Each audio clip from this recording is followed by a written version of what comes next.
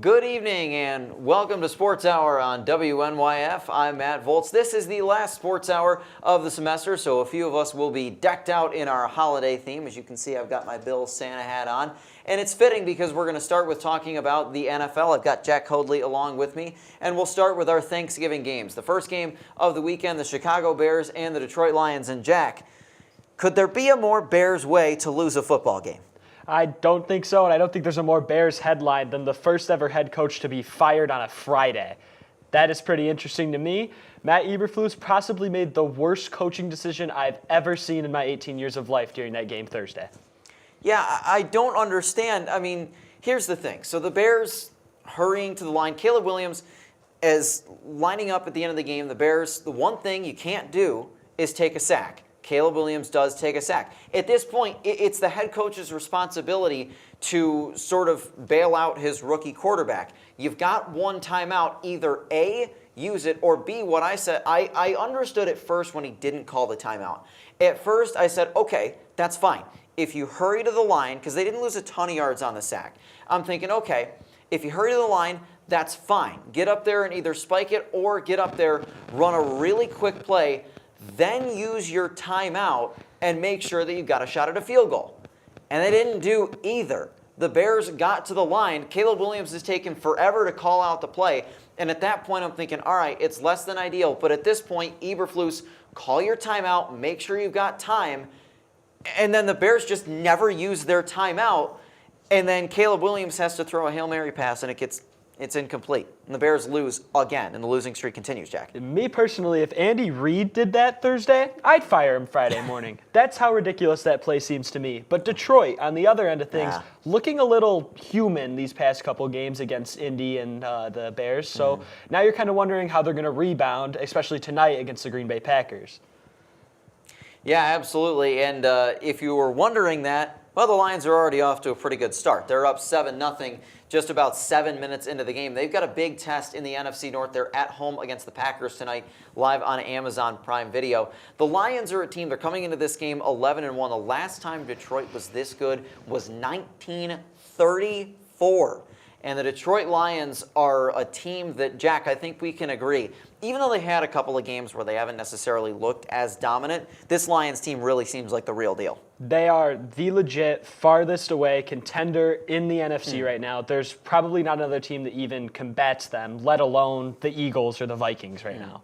Yeah, absolutely. And those teams have played well, and we'll get to them later, but they not Lions well. Not Lions well at all. Well, the second game of our Thanksgiving slate was a game that lost a little bit of its luster. The Giants and the Cowboys, when Dak Prescott went down, we soon realized that we would be facing a Drew Lock versus Cooper Rush quarterback battle. Truly a Thanksgiving game for the ages, Jack, but it was actually a solid game.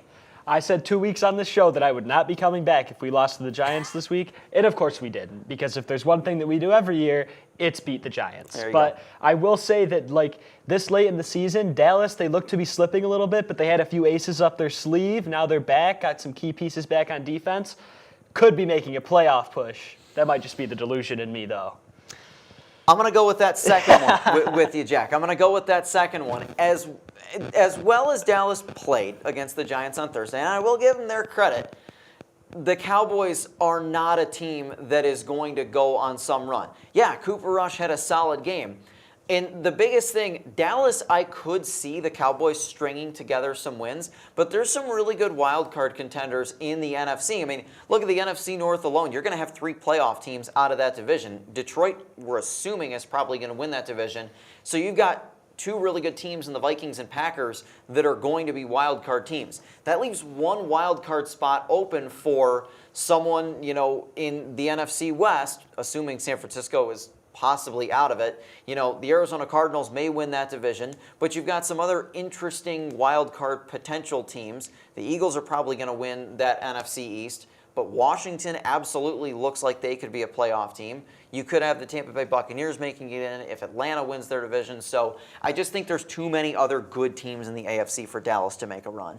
Absolutely, and if all we're going to do is ruin our draft position, then so be it. But if I have to watch Cooper Rush play football, he might as well win the game. Well, So, absolutely. I mean, down towards the end of the season for the Cowboys at this point, you might as well win because the Cowboys realistically from year to year, it's a good team having a bad season. That's how I would describe Dallas. I think on paper, they're a good football team, and I don't think we could say the same about the New York Giants. This is a team that they benched Daniel Jones, even though he's making $40 million a year. They put in Drew Lock. This team's just flat out terrible, Jack. It's the worst team in football. Yeah, I would agree. The Raiders had a strong-ish showing against the Chiefs. And we'll get to them in a few minutes. minutes. We'll get to that in yeah. a little bit, but the Giants are the worst team in football. They haven't even looked semi-competent these past couple weeks, and I don't think that's ridiculous to say. Not at all. I think the Giants are certainly a team that's in line for the number one pick. Well, moving on to our final game of Thanksgiving night, the Miami Dolphins and the Green Bay Packers. This game was not particularly close. The Miami Dolphins, once again, I'll say it as a Bills fan, the Dolphins don't play well in the cold, and they don't play well against good teams. And they were up against both on Thursday night.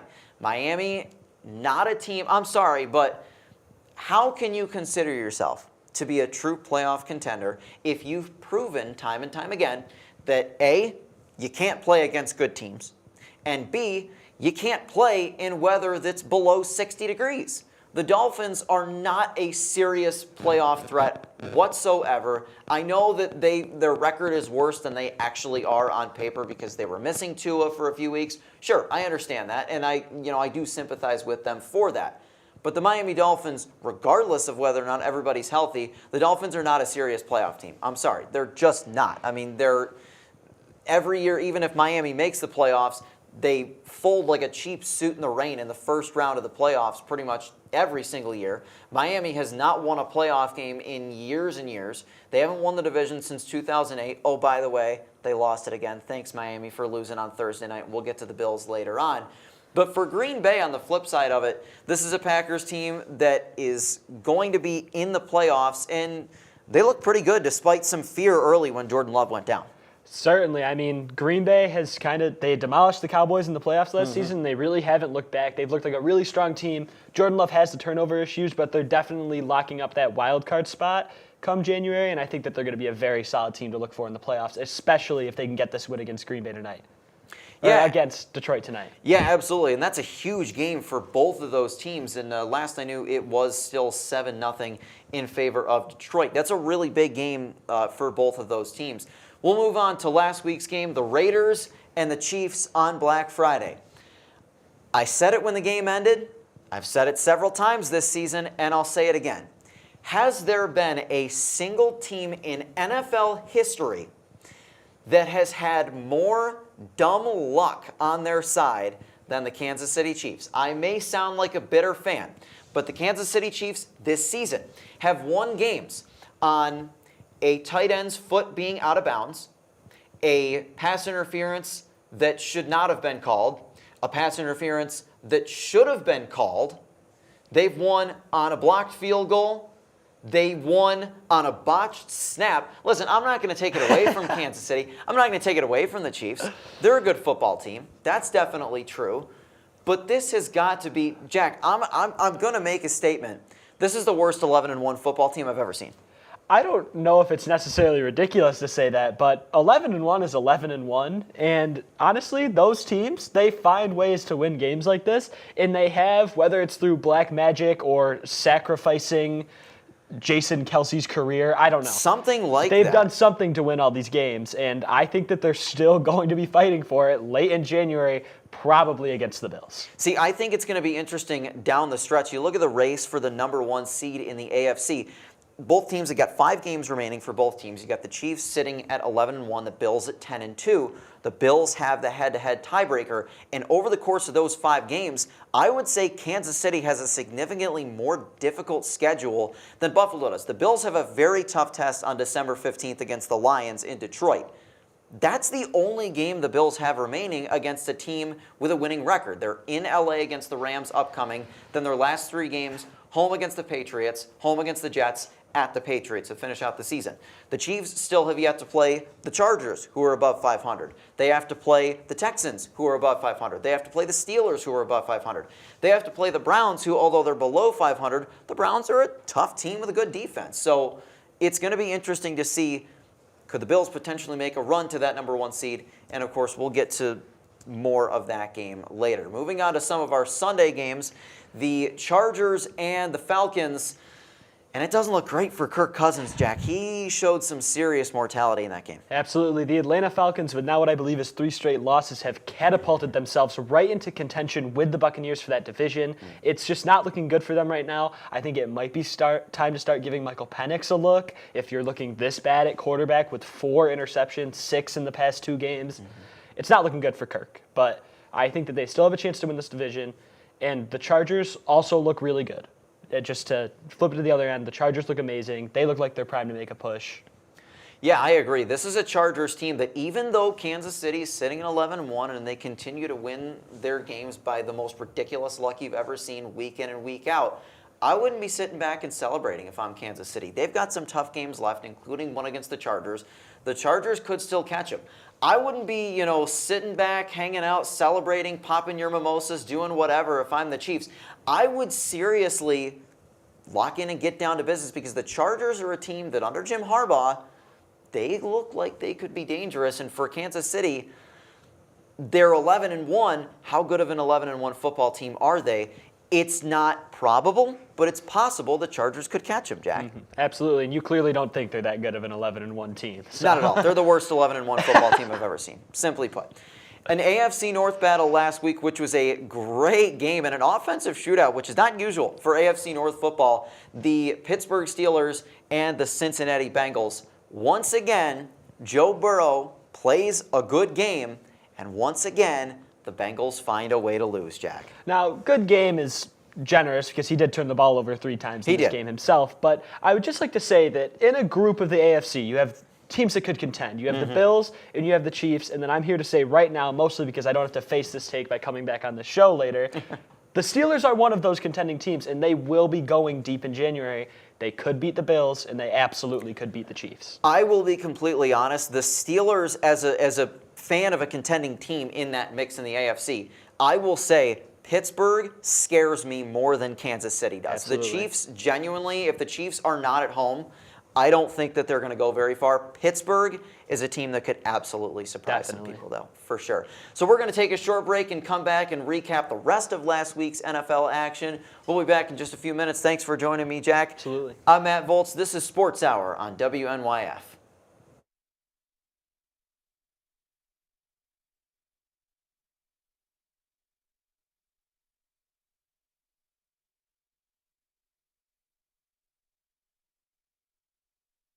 Did I miss it? I said catapult. No, he Oh, I missed it. Okay. Right for me. The high school diploma is just added to the confidence, and now I feel unstoppable. Find free adult education classes near you at finishyourdiploma.org.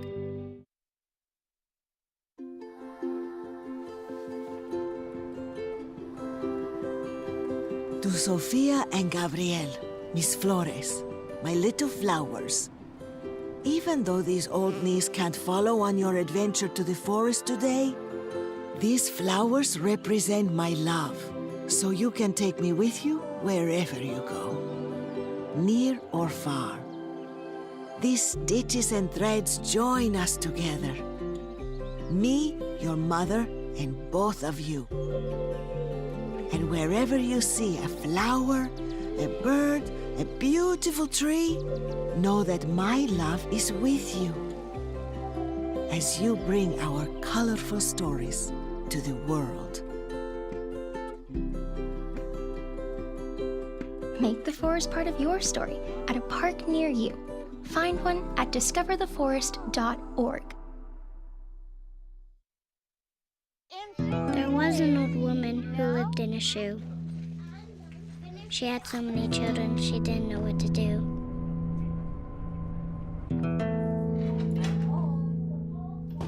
She gave them some broth without any bread. and kiss them all soundly. Lights out. And put them to bed. Hunger is a story we can end. End it at feedingamerica.org.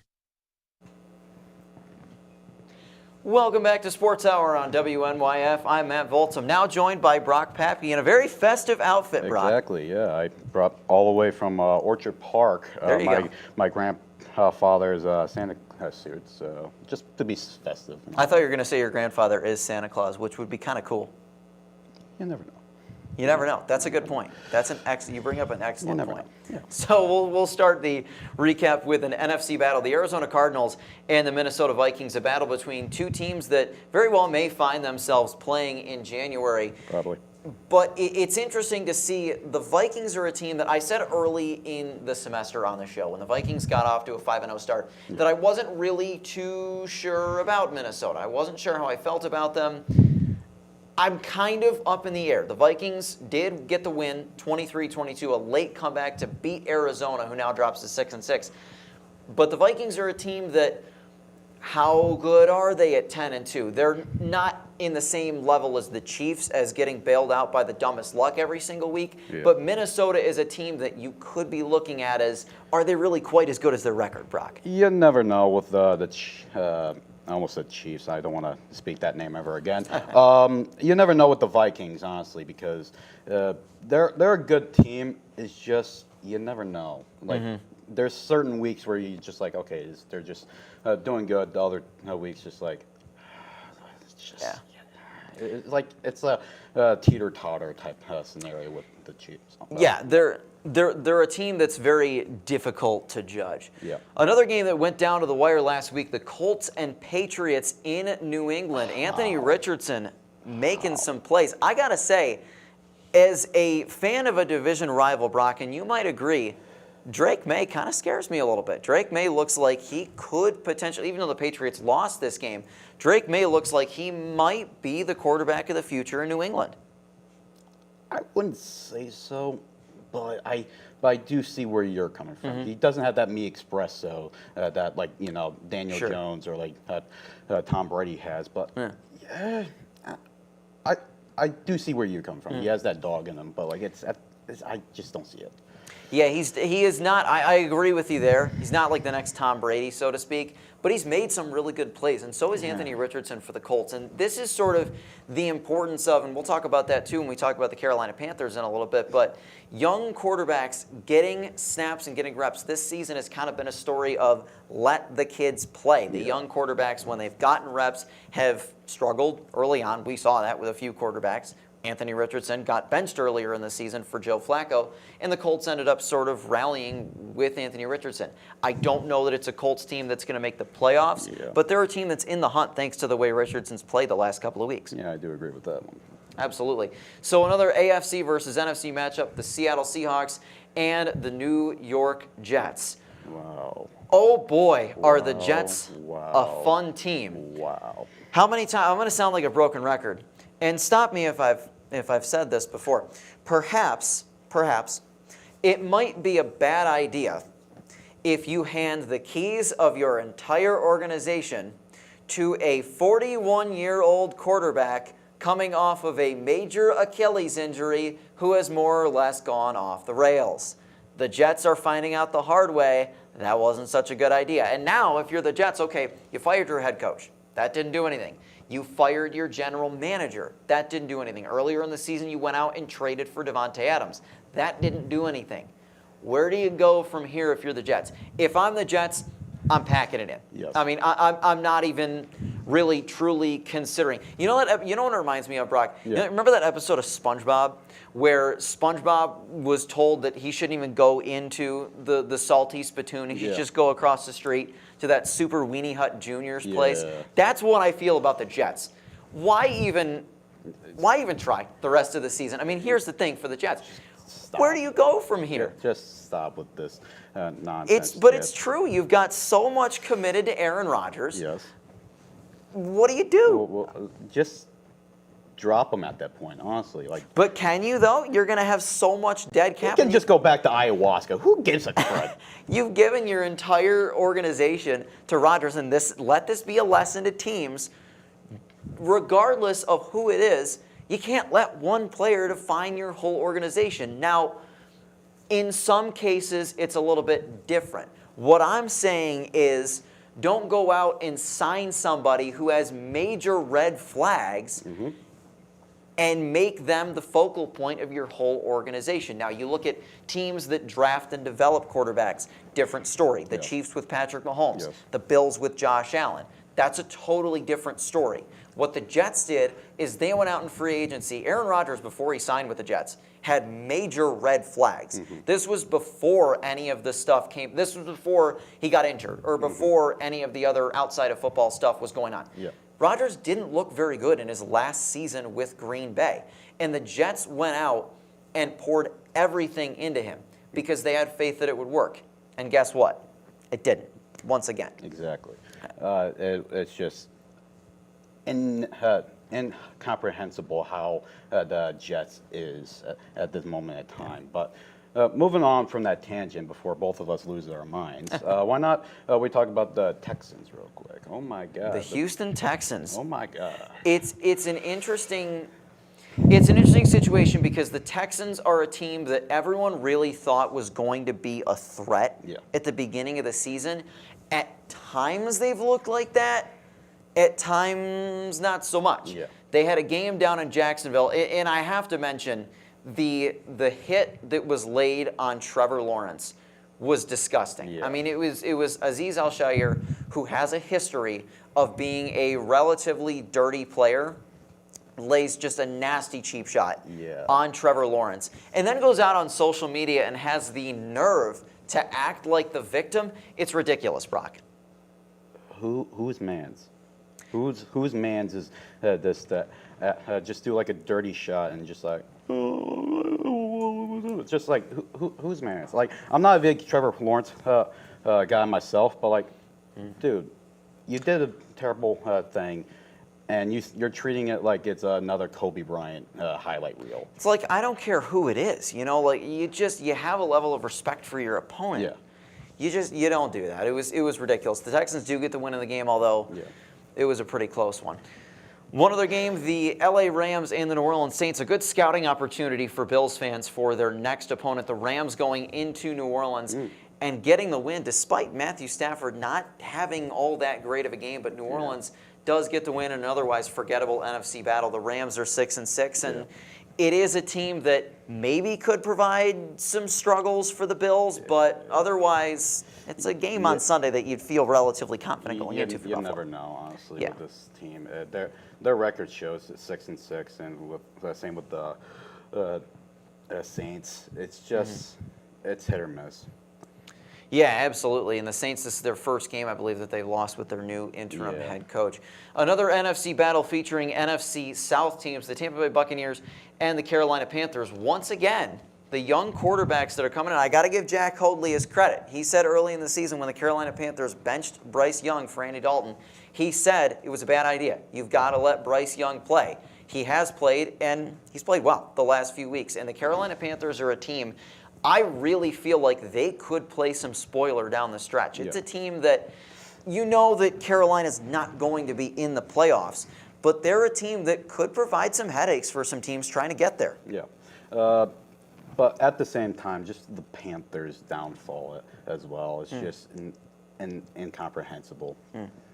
But it's you think about where they were years ago. You know, when Cam Newton was at quarterback, and even more recently than that. I mean, they had some solid seasons, but you know, Carolina, I think they're a team that is starting to get things moving in the right direction, and I like them to play a little bit of spoiler. They're kind of an upset pick of mine over some of the last few games of the season. Yeah, I would say so as well. Yeah, I think so.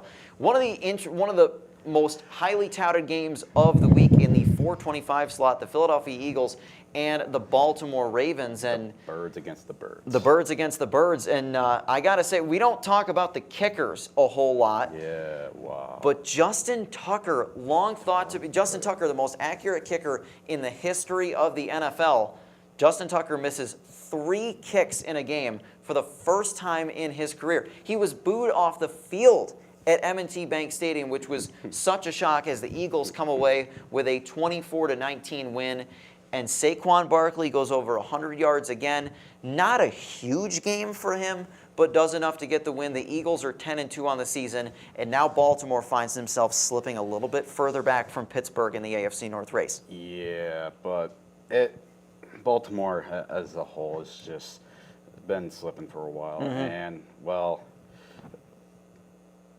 I had something and I lost it. Yeah, it's a team that on paper you would expect a little bit more from. Yeah, that's what I was about to say. The Ravens, they're sitting at 8-5 right now, and look to be probably firmly in the wild card spot. Could maybe make a run. Yeah. Well, the game on Sunday night, which was a lot of fun for Brock and I and many others in Western New York, the Bills and the 49ers. The Buffalo Bills, at the beginning of this season, the Bills, by a lot of people, were projected to finish third in the AFC East. People said this is going to be the worst year of the Allen and McDermott era. They said this is not going to be as good as the previous few years. Well, Brock, that ain't the case. You got me with my Joker laugh. Oh, my That's days. not the case. The Buffalo Bills are a true model of consistency in the NFL right now. I mean, in all of sports. The Bills are 10-2. They've won 7 games in a row. This is their best record they've had since the early 90s. Yes. They're going to be hosting at least one playoff game in January. Yes. Division champions for the 5th straight year, which is the longest division championship streak in franchise history. Yes, not even the Super Bowl Bills of the early 90s won 5 straight division titles. I'm very happy about this. We are winning, and winning is just fantastic. And that's the thing. It's the Bills are winning in so many different ways. This is a game where the snow was quite a factor, you know. And the Bills, again, the Bills are thriving this year because they're not relying on Josh Allen to be Superman in every single game. They're winning a variety of different ways. The defense struggled against the run early. Christian McCaffrey did go down and is expected to miss probably the rest of the season, which is a brutal loss for San Francisco. But even, despite that, the Bills' defense settled in after a few big runs that they had given up early. They had some timely takeaways, and Buffalo does enough to get a commanding win. They're 6-0 at home this season, Brock, and the Bills look really, really primed to potentially go on a run in January. We'll hopefully do that, and also to Christian McCaffrey. I know you used to be my top fantasy pick. Hope you're doing well. You played a great game. I'm hoping you're doing well. It's always sad. You hate to see that happen, of course, to anyone. McCaffrey, a great player. But the Bills are AFC East champions again, so we can celebrate for the rest of the year. Well, we're going to take a short break, and when we come back, we're going to talk hockey. Jenna Polito is going to join me to talk about the Sabres game against the Winnipeg Jets that is on tonight. Brock, thanks for joining me. Have a wonderful holiday season. We'll catch you back in January. Maybe the next Sports Hour previewing the Bills in the Super Bowl. We'll potentially see, hopefully. Alongside Brock Papke, I'm Matt Volz. We'll be back in a few minutes. This is Sports Hour on WNYF. When you think of the local lowdown, what do you think of? Well, when I think of the local lowdown, it's the live music that we have played in the studio. It's got to be the laughs we shared. The memorable moments during the whole thing. Oh my God, so fun. The local lowdown for me is the people behind the scenes, the amazing team that we have making the show. Oh, it's gotta be exploring all sorts of genres and music I've never heard before. Oh, easy. Going out to shows and talking to artists and getting the latest news on what they have planned for the future. It's about these artists, man. Giving them a platform to showcase what they've worked so hard on and show their music to the community. It's all about supporting the local scene of music to keep it running for years to come. And of course, the band merch. You can't forget about the merch.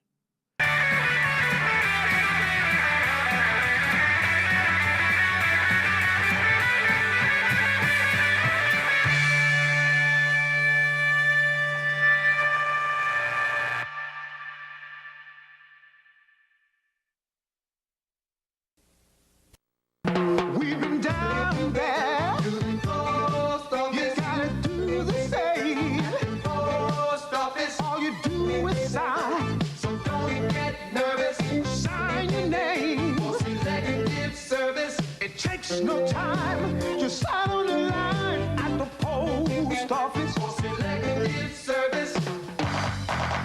guys, if you're about to turn 18, you've got to register with Selective Service. It's simple. Just go down to the post office, fill out a card, and turn it in. That's all there is to it.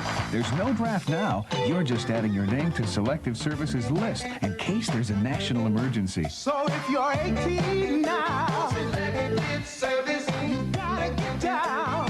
Post office. Register with Selective Service. It's quick, it's easy, and it's the law. Takes no time. Just sign on the line at the post office. Selective Service. Welcome back to Sports Hour on WNYF. I'm Matt Volz. I'm now joined by Jenna Polito to talk some NHL hockey. The Sabres currently underway, tied at 2 against the Winnipeg Jets at the end of the second period, and a nicer response after what we saw the other night, Jenna. Yeah, I mean, I know we talked about it before. We were both at that game on Tuesday night. So to break it down for you, let's just start by saying we scored 4 goals in the first period, I believe. Tage Thompson opened the scoring, and then he scored again. And then it was a few seconds later that Peterka scored, and then Beck Malenstein. And then I ended up leaving around this, at the end of the second period. It was like 4-1, and then 5-1. Avalanche rallied. You know, so that's just... I get the Colorado Avalanche are a good hockey team, Jenna, and I'll give them their credit. But I'll say this. If you consider yourself to be any shred of a serious NHL team, how are you at home with a decent crowd going into the third period with a 4-1 lead after an electrifying start, and you lose that game in regulation? In what world is that acceptable? Oh, I know what world. In Saberland, where we are fortunate to ever even get mediocrity out of our hockey team because we've known nothing but pain for the last decade and a half. We have an owner for the Sabres who has not shown his face in front of cameras in I don't know how many years. Kevin Adams called a press conference for tomorrow morning, and I saw there is on social media, one of the Sabres fan pages made a bingo card for all of the cliches that we will hear from Kevin Adams, such as, I'm doing everything to improve the team, and, obviously this is unacceptable. We hear fans' frustrations, all those sorts of good things that Kevin Adams has said pretty much since he got hired, and then hasn't really done much. We're working around the clock. Or we're working around the clock, deals just haven't materialized, things like that, all those good little cliches and other ways to say, I'm not doing my job. It's incredibly frustrating as a loyal Sabres fan, and Jenna will share in this frustration. You get the city of Buffalo. I mean, we've seen it. Our vague memories of when the Sabres were a playoff team. The city goes crazy when Buffalo's good. When the Sabres are winning, there's a reason Buffalo used to be called hockey heaven. And it used to be teams did not want to come into Buffalo to play the Sabres because you knew that arena was going to be rocking and you knew that team was going to be tough to play against. Now, teams have got to be jumping for joy when they see that the Buffalo Sabres are on their schedule because they know that some garbage is about to happen because you've got a collection of players on this Sabres roster. Jenna, I'm going to be completely honest. I'm willing to say this is one of the most mentally soft teams in the NHL. This team is just not built to handle a shred of adversity. And bringing Lindy Ruff in was supposed to change all of that. Lindy Ruff is a coach who notoriously does not tolerate poor efforts. I mean, I agree with you entirely. Yeah. The Buffalo Sabres right now are 6-7-1 at home, where we should be winning the majority because we are in front of our home fans. Yeah. But to say what you were saying about Lindy Ruff, I mean, one of the biggest reasons Don Granato was not a good coach and why he was ultimately fired is because he previously coached the juniors, so he was known for being soft on players, which we were all hopeful that Lindy Ruff was going to correct and kind of like improve the maturity of this team, and we haven't seen it. Where is it? I don't understand how it is hard to motivate professional hockey players to want to win a game. How many times in the third period on Tuesday night did we see the Sabres get beat to the puck? They couldn't set up anything offensively because they were pinned in their defensive zone the entire period. because they're slow getting to pucks. They can't win anything in the corners. How come you've only got 2 or 3 players that can do anything offensively? Dylan Cousins is making $7 million a year. And I'll give him his flowers. He scored tonight in the game against the Winnipeg Jets. That's great for him. Cousins looked lost every time he touched the puck on Tuesday night. Jack Quinn is borderline unplayable after coming into the season as one of the top offensive threats of the team. I understand Rasmus Dahlin did not play in the third period. He got injured, and he's not playing tonight. That's not an excuse. In theory, for a team that is actually, tough, built to win, you have that next player up mentality. You have that mindset that even if your top player goes down, the rest of the team is going to rally. The Sabres just don't have that. They don't have that. They're not built to handle a shred of adversity.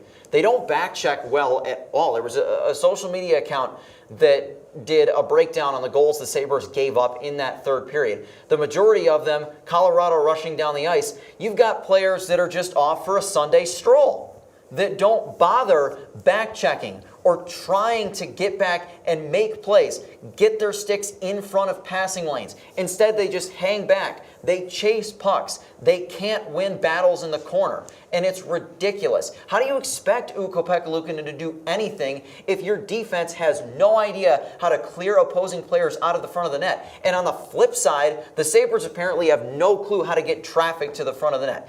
Jenna, it drives me nuts. It drives me up a wall when the Sabres have the puck in the offensive zone, and there is not a single Sabre that is anywhere close to the front of the net creating traffic. Drives me nuts. Every time. I mean, there's nothing else to really say about this team other than the Sabres, quite frankly, play like poop. And that's... It's a good way to put it. In the past 5 games, we were blanked twice in the Thanksgiving Eve game against Minnesota Wild. We did not score once. We had 39 shots on goal. None of those made it in. I mean, I will say I was there. I know as well you were there too, Matt. But I wasn't for the Minnesota game. I was there Tuesday against Colorado. Oh, you were there Tuesday? Yeah. Yes. But, I mean, honestly, the effort kind of looked pretty good. We were getting to the net. There was some good passing and everything, a lot of 5-on-5. I mean, nothing on the power play because... That power play is it's a joke. It's atrocious. I don't know who's in charge of it. Is it the same people that were in charge last year? But it's an absolute nightmare again. Is Seth Appert running the show? The power play, I don't understand it. And you bring up another issue, passing. They've got to be the worst passing team in the NHL, or one of them.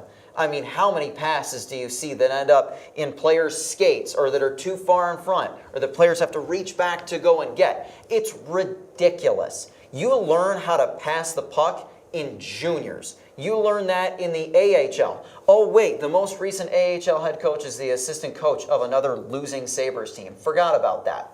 Interesting to know.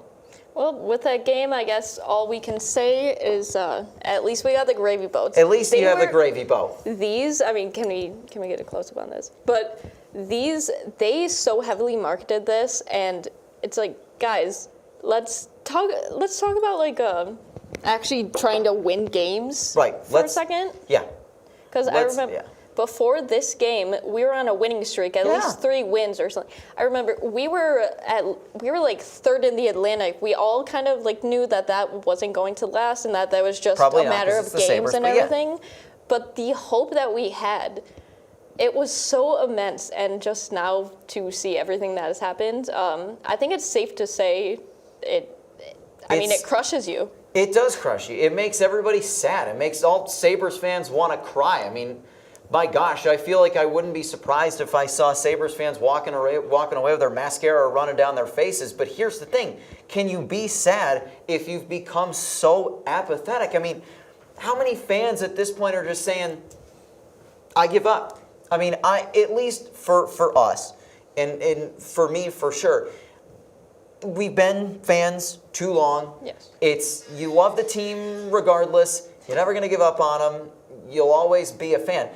But who am I to argue with fans who are saying, you know what, I'm done. I don't want to pour my money and my effort and my time into this team. I can't argue with that. I thought that this was going to be a major turnaround, and I'm sure you did too, Jenna. Where is it? Where is the turnaround? I haven't seen it yet. I was so hopeful, and yes, it is only about a quarter of the way through the season. But also, just with these stats, how they're playing at home versus how they're playing on the road, I don't know. It's a joke. I mean, it's an absolute joke. They don't show up for their home fans. I mean, my goodness, last year they were scared of them. The worst thing is going to a game and after seeing us get scored on, just the amount of people that get up from their seats and are just walking away. Oh, yeah. I said the words after Colorado scored their 5th goal. I remarked that the mass exodus had begun. Yes. Because it was just, you could see everyone getting up and getting out of there. And who can blame them, right? I mean, beat the traffic, beat the weather. The weather was horrible, by the way. Yeah, it's cold. For my drive back, it was a nightmare. It was basically a whiteout. It was so bad. Oh, yeah, it was horrible. I couldn't tell which was worse, the weather or the play of the team. But I will say the Sabres are on right now, and they're tied at 2 at the end of the second period. So maybe Buffalo can put together something. Cautious hope. Cautious hope, of course. That's the only hope that we really ever can have as Buffalo sports fans. So we're going to take a short break. When we come back, Sam will be joining me to talk some Formula One, and that will finish off our show. Jenna, thanks for joining me. Good luck to the Sabres for the rest of tonight and the rest of the calendar year. I'm Matt Volz. This is Sports Hour on WNYF.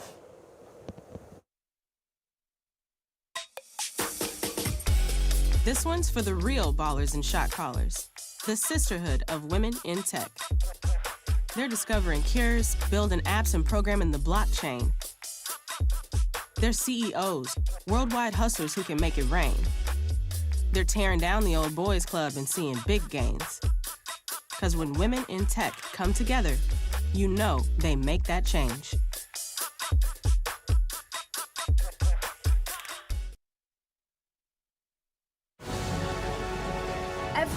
Every day. Millions of people are connecting.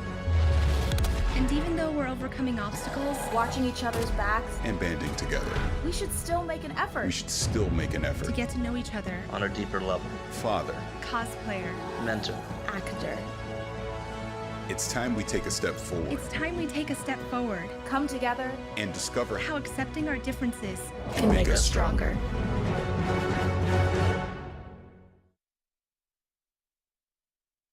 How prepared is your family if a hurricane shows up at your doorstep, or a flood, or a blizzard?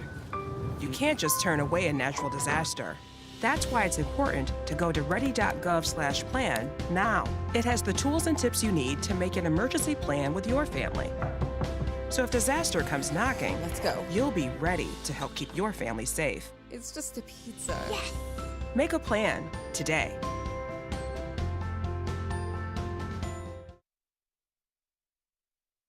Most of my family, they never graduated high school or even let alone go to college, so I'm trying to break that barrier. Every day after work, went straight to school, studied hard, and it paid off. I could not have done it alone. I see the future is really bright for me. The high school diploma is just added to the confidence, and now I feel unstoppable. Find free adult education classes near you at finishyourdiploma.org.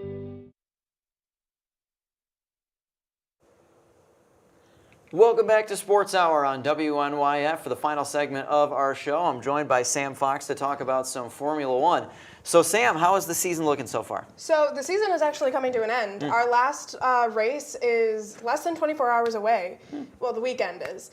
So it's really cool. We're at the Abu Dhabi Grand Prix, which is the last one of the season. The free practice one will be at 4 a.m. Eastern Standard Time, which is insane. That's what happens when a majority of the races are on the other half of the globe. You have them really early here. So I haven't been able to catch a few of them because they've been super early. But the race is actually only at 8 a.m., so I should be able to catch that, so it's great. The current Constructors' Championship is still in the battle, but the drivers has been won. Max Verstappen took the title this year for his 4th one in a row with 429 points. The battle is still in progress for 2nd and 3rd between Lando Norris and Charles Leclerc. But the Constructors' Championship is actually, it changed from, last time I was on, it was McLaren and Red Bull. It's actually McLaren and Ferrari this year. McLaren is currently in the lead with a 21-point lead between them. McLaren is in favor to win the Drivers' Constructors' Championship. Ferrari would have to pull out something amazing this race, and McLaren would have to absolutely just wreck their races, which could happen. McLaren has been on and off with actually doing good this year.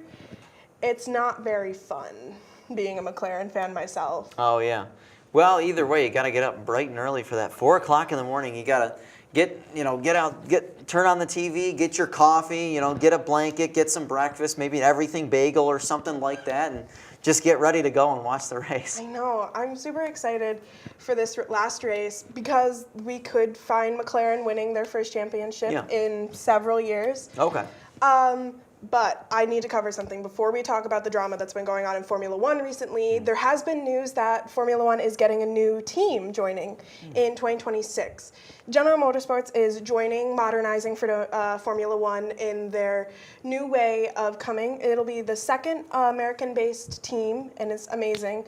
As we're all American here, it's amazing to have 2 teams instead of just one and more representation on the field as a mainly European group of people. Yeah, absolutely. And General Motors, of course, has been involved in NASCAR for years. I mean, Chevrolet is one of the oldest manufacturers in NASCAR. It's always kind of been the GM cars versus the Ford cars in NASCAR. So to see them sort of be versatile and go into Formula One as well, it's interesting. And how do you think they will stack up against the manufacturers that have been existing in Formula One for years? I think it'll be difficult for them. They're battling against teams that have been there for several years. They're coming in with new equipment, new teams, new drivers most likely. We don't know much about what's going to happen with them because it's still 2 years away, so we don't know much about what's going to happen, but I genuinely think it'll probably be on the lower end of the field just for their first few years, and then when they finally get their grip, they'll most likely be a part of the top contenders. Yeah, it's interesting. So you talked about the difference between the 2 championships. So is there a difference in how the points are tallied up between the Drivers' Championship and the others? So no, they are tallied the same, but it's kind of weird how the tallying works. So it's mostly just the driver who wins the most races doesn't always necessarily become the Drivers' Constructors' Championship. Yeah. It's mainly just because there's 2 drivers per team. So the 2 drivers who get the most together is their team winnings. So Sergio Perez has actually been lacking in the points for Red Bull, which has caused Red Bull to fall down the ladder. Max Verstappen has always been at the top of the grid. Sergio Perez has not been adding as well with Max Verstappen, so that's what caused Red Bull to fall. Oscar Piastri and Lando Norris work really well together, and Charles Leclerc and Carlos Sainz also work really well together, so that is why they're up at the top. Yeah, it's something you wouldn't usually think, coming from my background as a NASCAR fan, it's something you wouldn't think of auto racing as a team sport, but it really is. No, it really is. It's an individual sport as much as other sports are, but it's also a team sport. When looking at the general rule of it, you also have to think of it as a team sport altogether. That's what McLaren had been doing throughout the middle of the year when they were at the top of everything, which caused them to have the downfall of the Drivers' Championship. Yeah, absolutely. So, Sam, you also said that there was some drama going on in Formula One. What's that all about? There's a lot of drama. Before I get to the main beefy part, I gotta touch on the fact that Esteban Ocon is leaving Alpine for the last race of his career with Alpine. He's getting replaced by Jack Doohan, which is crazy because Esteban Ocon has been with this team for, I think, roughly 2 seasons now. And for them to just drop him at the last race with the quote of participating in the post-race testing with Haas, who Ocon is going with, is just a little bit weird to me. It's like you're dropping this driver who you've had for years just for your reserve driver, and the person who's going to be driving for you in 2025 is kind of like iffy. Yeah, it's interesting. It kind of shows a little bit of a lack of commitment on their part. Yeah. I don't know. It's really weird. Some teams do that, but on the last race, it's just kind of an odd choice. Right, to do it right at the end of the season is definitely interesting. So what else is going on? So what's going on? The main beef drama is George Russell, who drives for Mercedes, and Max Verstappen, who obviously drives for Red Bull, have had this beef that's been going on ever since Qatar, which was our last race, because George Russell went to the stewards about Max Verstappen impeding his laps, his qualifying laps, which is weird because they were on a slow lap when this happened, so it really wouldn't have affected his qualifying times. And in actuality, Max Verstappen didn't impede him on purpose. It was Max Verstappen was getting was slowing down for the person in front of him, Fernando Alonso, to not impede his qualifying fast lap. And George Russell went to the stewards, and the stewards favored in George Russell and took away pole position from Max Verstappen, giving him a one-place penalty, which put him down to second, P2, and put George Russell in pole position. So there's a bit of a motive behind his reasoning for going to the stewards. The drama that's been going on, Max Verstappen, quote, says, "I've never seen someone screw over someone that hard," which is insane to me. He also says, quote, "I've lost all respect for him," which is insane. George Russell has come out to the media talking about how his reasoning for it was a valid reason and he had a right to go to the stewards, but he was also going off about how Max Verstappen was he was upset because he didn't control the area. Max Verstappen has so much power on the grid because he's the top driver, he has the top car. It's just, George Russell was basically putting him off as he was upset because he didn't get his way, which is really weird. But the drama continued into Abu Dhabi. On Thursdays, they have what we call media days. So they went in and Max Verstappen got interviewed by the media, and he said that George Russell is a fake in front of the cameras, which was really surprising and very much so wow, that's impressive to say about this beef that's been going on. So it's just really crazy. Yeah, absolutely. It's especially coming down to the wire, I think, for a lot of these drivers, that there's tension coming down at the end of the season, and sort of this is the last chance for all of that to boil over. So do you foresee anything happening between those two in the race? So Max Verstappen actually made a comment to George Russell after the qualifying stuff happened about him wrecking him into the wall, which is a Max Verstappen kind of thing to say, but I doubt that he will actually do that. He didn't actually do that in Qatar, and I doubt that he'll do anything in Abu Dhabi just because Max has already won the drivers championship.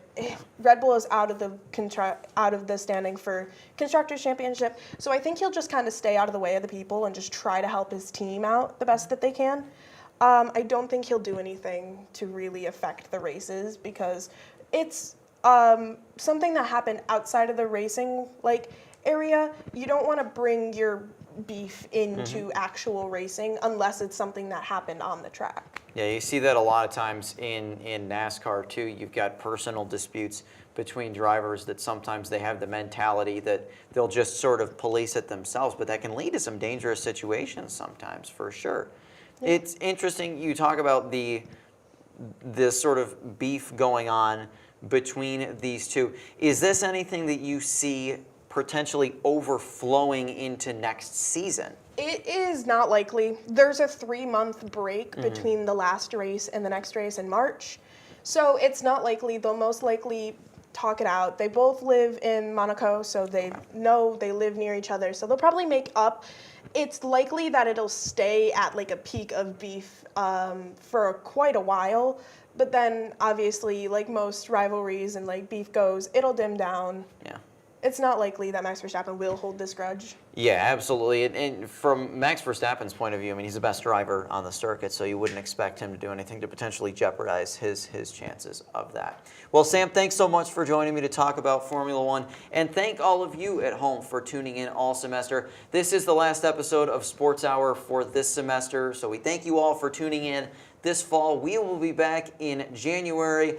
But for now, everyone have a wonderful holiday season. Again, like I said, maybe we'll be talking about the Bills and the Super Bowl on Sports Hour when we come back. I don't want to get too ahead of myself, but everyone have a lovely holiday season and stay warm from the winter weather. From all of us here at WNYF, thank you for tuning in tonight to Sports Hour. I'm Matt Volz, and this has been Sports Hour on WNYF.